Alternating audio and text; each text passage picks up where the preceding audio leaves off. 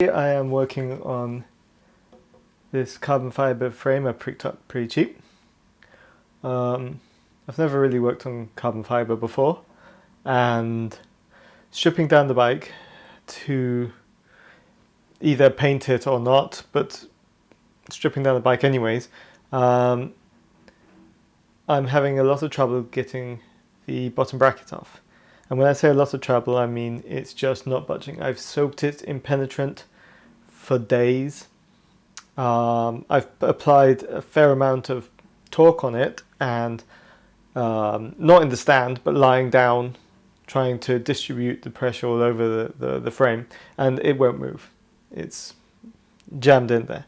And to be honest, I don't want to apply any more pressure. I've heard that these ones actually have a metal sleeve that's bonded to the carbon fiber, and what could happen is that you can actually tear the sleeve from the carbon fiber, which would be a whole other pain. And what I saw somebody suggest online was literally to cut relief cuts into the bottom bracket to be able to extract it.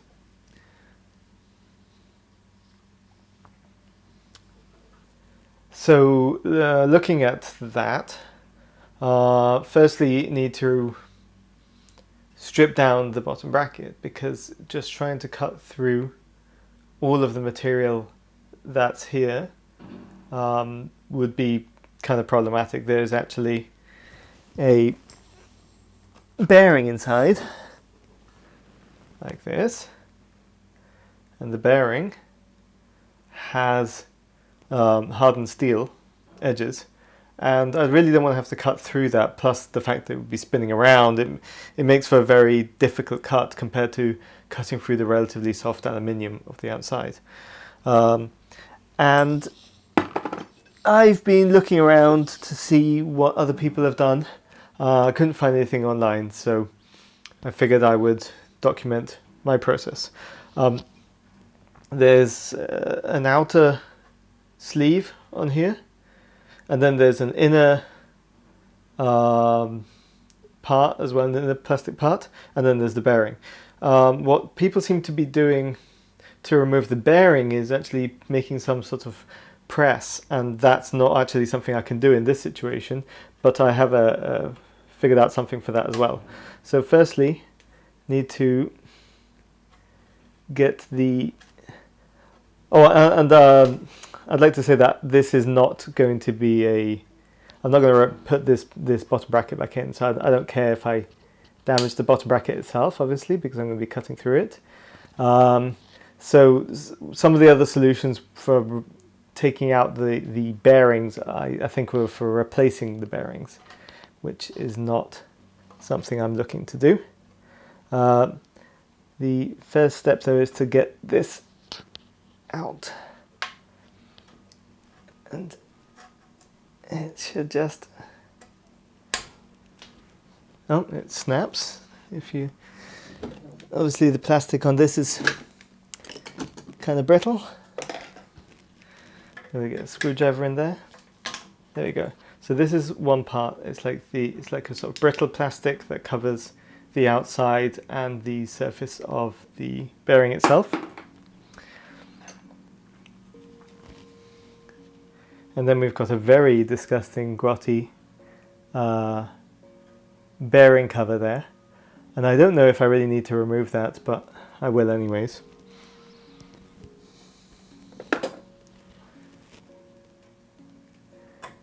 And these sort of hook tools are actually very useful. I used them a lot when I was working on car suspension for taking seals out.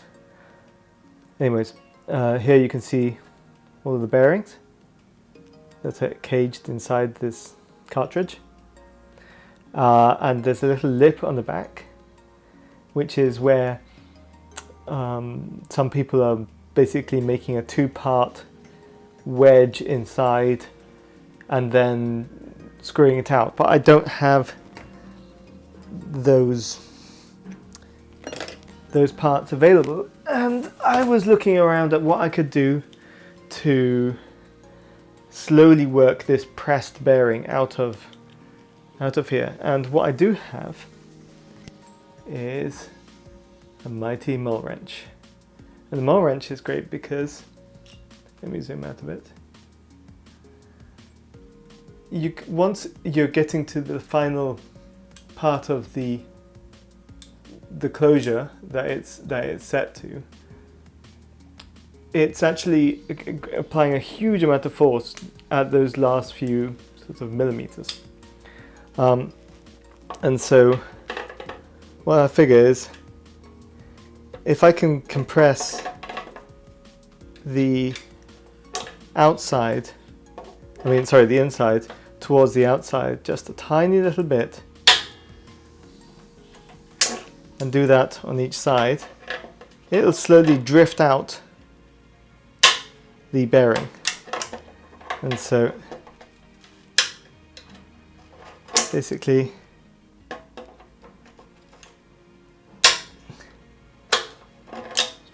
tighten it up a tiny little bit at a time.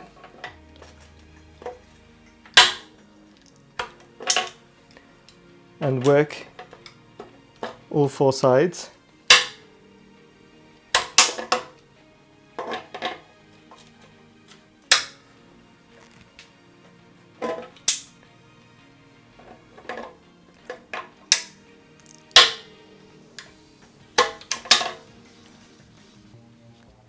And effectively what I'm doing is, because it can't really compress in the direction I'm actually squeezing it in, it tries to come outwards. So it's a bit like hammering out a bearing or pushing out a bearing, but without having to worry about somehow getting a part inside. So every single time, just screwing it up a little bit, tightening it up a little bit. I might screw it up if I'm not careful.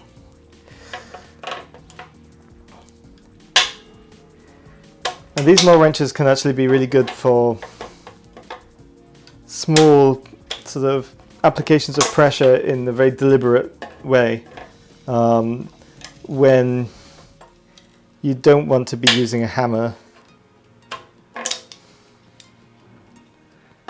You can actually see that the bearing is starting to come out very slowly.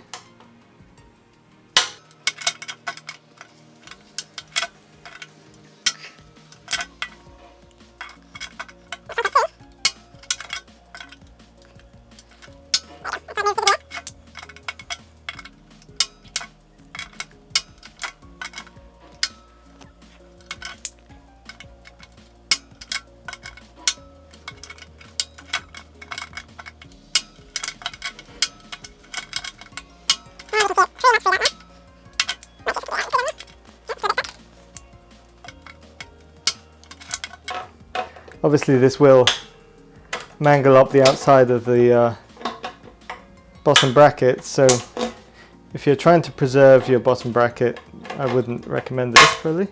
And there we go, it's out. So bearings are out. Now this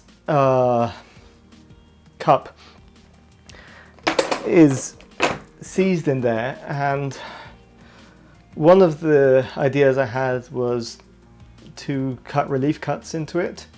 That might help it turn, but also I had previously tried cold and that hadn't loosened it. The fact is though that the bearings that are in there probably don't help it shrink, because they're hardened steel, they're contracting at different rates from the aluminium. It's probably not helpful to have the bearings in when you're trying to contract this. So I might have another shot at cooling this down, either with compressed air or just with some ice, and seeing if I can then get it to budge. But yeah, that's how you can strip out the bearing. Next, I will try various different approaches to getting this bottom bracket out without wrecking this carbon fiber frame. So after stripping out the bearings, I actually ended up making a couple of relief cuts in these cups, and the relief cuts were mostly to try and give the cups some less material to actually be able to shrink when I cooled them. Not sure if I needed to do it, but these were not moving at all, even with leverage, and I really didn't want to destroy the carbon frame. And after applying a lot of cooling via a cooling spray, which supposedly goes down to -50 or something, I then gave it another shot with a long lever, and they cracked free. So not guaranteed that the cutting did anything. The other idea, if they hadn't actually released then, would have been to actually cut all the way through. You can see here it started to get to the threads, and if I'd been very careful I could have cut all the way across and not damage the threads and still being able to split this into parts. Thankfully I didn't need to do that, and I was able to remove them, which was a relief.